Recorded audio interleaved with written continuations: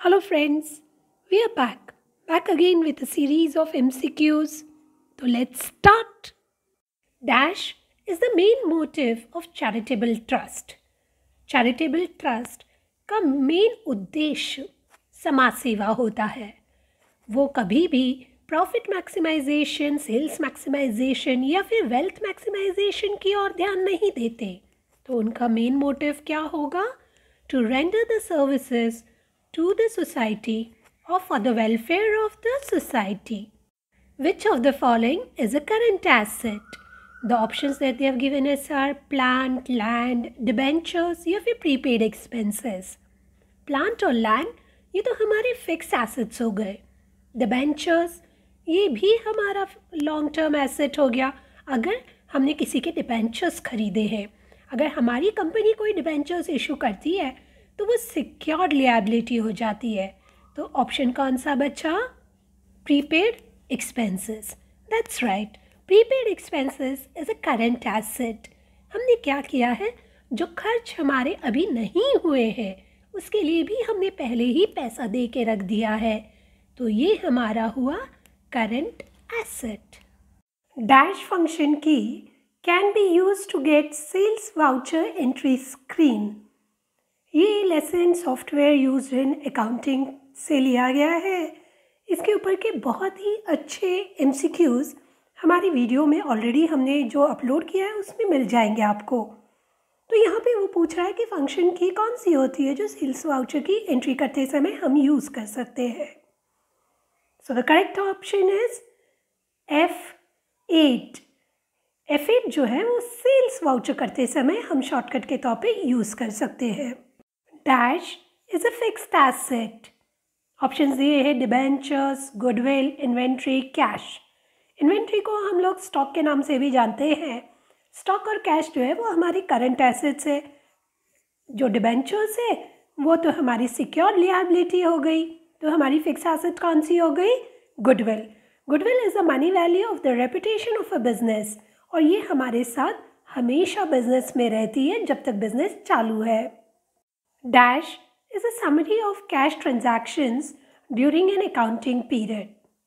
वो अकाउंट जिसमें हम लोग सारी कैश की ट्रांजैक्शंस रिकॉर्ड करते हैं.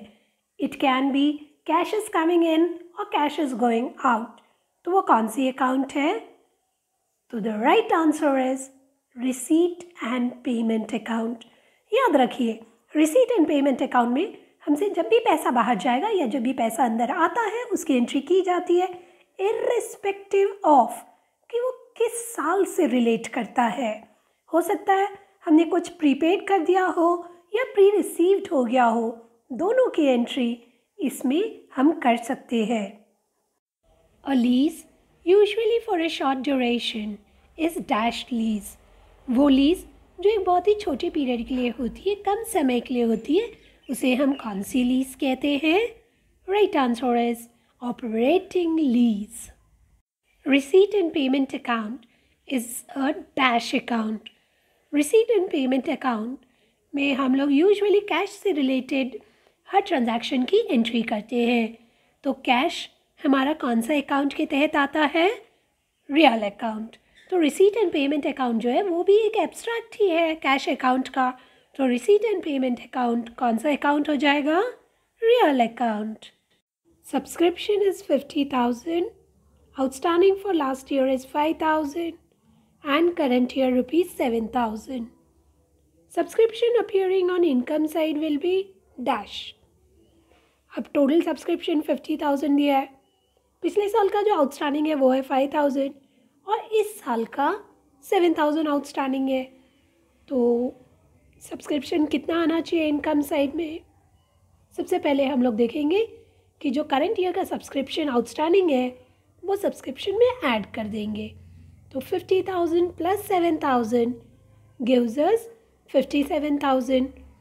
इस साल का सब्सक्रिप्शन आउटस्टैंडिंग अगर ऐड किया तो पिछले साल का क्या करेंगे? Minus. So the right answer will be 52,000. A dash relates to an invention which is disclosed and registered with an authority. हमने कोई तो भी नई चीज़ ढूंढ के निकाली है या नई प्रोसेस ढूंढ के निकाली है. जिसका रजिस्ट्रेशन भी हमने गवर्नमेंट के साथ करके रखा है। अगर किसी को ये चीज़ यूज़ करनी होगी तो उसे हमसे अथॉरिटी या परमिशन लेनी होगी। हम किस बात की बात कर रहे हैं?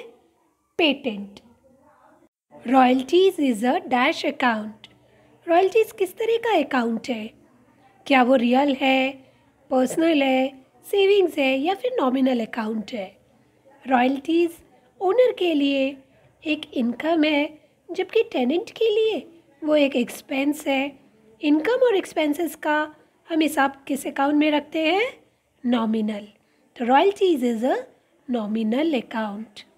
Donation paid for college building is /& donation दिया गया है कॉलेज बिल्डिंग के लिए, पर्पस पता है, स्पेसिफिक रीज़न है, तो donation will be a liability. अगर डोनेशन के साथ कारण नहीं दिया होगा या फिर वो किस लिए दिया गया है डोनेशन ये पता नहीं होगा तो वो इनकम जा सकता है, लेकिन यहाँ वो कहाँ जाएगा? Liability. Dash is an amount paid by lessee to lessor for using a particular property. Lessee का मतलब हम टेनेंट से लगा सकते हैं, लेसर का मतलब हम लोग लैंडलॉर्ड से लगा सकते हैं। तो जब मालिक को कुछ पैसा दिया जाता है उनकी कोई तो भी प्रॉपर्टी यूज़ करने के लिए, तो उसे हम क्या कहते हैं? उसे हम कहते हैं royalty. Lease involving parties of 2 different countries is dash lease. वो लीज जिसमें 2 ऐसे पार्टीज़ हैं जो अलग अलग देश में रहते हैं, उसे हम कौन सी लीज कहेंगे? Cross border. क्रॉस बॉर्डर का मतलब जोग्राफिकल फ्रंटियर्स जो है वो अलग अलग हो जाते हैं, उसे हम कहते हैं cross border lease. Cash withdrawn for office purpose is entered through dash voucher. सबसे पहले इसकी एंट्री देख लेते हैं। हमने ऑफिस पर्पस के लिए पैसा निकाला हुआ है, मतलब पैसा आ रहा है। अगर पैसा आ रहा है तो जर्नल एंट्री हो जाएगी cash account debit to bank account. देखिए इस जर्नल एंट्री में कैश और बैंक साइमल्टेनियसली अफेक्ट हो रहे हैं, तो वो जर्नल एंट्री जिसमें कैश और बैंक इकट्ठा अफेक्ट होते हैं, साइमल्टेनियसली अफेक्ट होते हैं, वो हम करते हैं कॉन्ट्रा वाउचर के तहत। So the right answer will be cash withdrawn for office purpose is entered through contra voucher. Excess of income और एक्सपेंडिचर इज डैश। जब हमारी इनकम खर्चे से ज़्यादा हो जाती है तो उसे हम क्या कहते हैं? प्रॉफिट। पर नॉट फॉर प्रॉफिट ऑर्गेनाइजेशंस में हम उसे प्रॉफिट न कहते हुए हम उसके लिए वर्ड यूज़ करते हैं सरप्लस। वही अगर हमारा एक्सपेंडिचर ज़्यादा हो गया इनकम से तो उसे हम कहेंगे डेफिसिट। तो अभी राइट आंसर क्या हुआ? Surplus. A lease usually for a short duration is dash lease. वो लीज जो एक बहुत ही छोटे पीरियड के लिए होती है, कम समय के लिए होती है, उसे हम कौन सी लीज कहते हैं? Right answer is operating lease. In dash the title of goods passes on payment of last instalment. तो जो उसकी ओनरशिप राइट है, जो टाइटल है वस्तु का, वो उस समय ट्रांसफ़र होता है जब उसका लास्ट इंस्टॉलमेंट पे कर दिया जाता है। तो हम कौन से सिस्टम की बात कर रहे हैं? हायर परचेज सिस्टम, जिसमें जो लास्ट इंस्टॉलमेंट के साथ टाइटल भी ट्रांसफ़र किया जाता है। Excess of assets over liabilities is dash. देखिए बैलेंस शीट है तो बैलेंस शीट की दोनों बाजू टैली होनी चाहिए। अब उन्होंने यहाँ पे बोला है कि अगर एसेट्स बाजू थोड़ी ज़्यादा हो गई लिएबिलिटीज से तो जो लिएबिलिटीज में फ़र्क आ रहा है उसे हम क्या कहेंगे? Right answer is capital fund. Not for profit organisations में हम लोग opening statement of affairs usually capital fund find out करने के लिए ही बनाते हैं जब हमारे एसेट्स की टोटल जो है वो ज़्यादा होती है और लिएबिलिटी साइड की कम होती है। दोनों को माइनस करके हमें मिल जाता है what we were searching for is capital fund. Dash is the money value of the reputation और name and fame of a business. Business का जो भी नाम है बाज़ार में उसे हम वैसे तो गिन नहीं सकते, इसलिए हम उसे पैसों के रूप में कन्वर्ट करते हैं और इसे हम क्या कहते हैं? इसे हम कहते हैं goodwill. Goodwill is an intangible asset, उसे हम छू नहीं सकते। आज के लिए इतना ही बस, मिलते हैं एक नए वीडियो के साथ। तब तक के लिए बाय।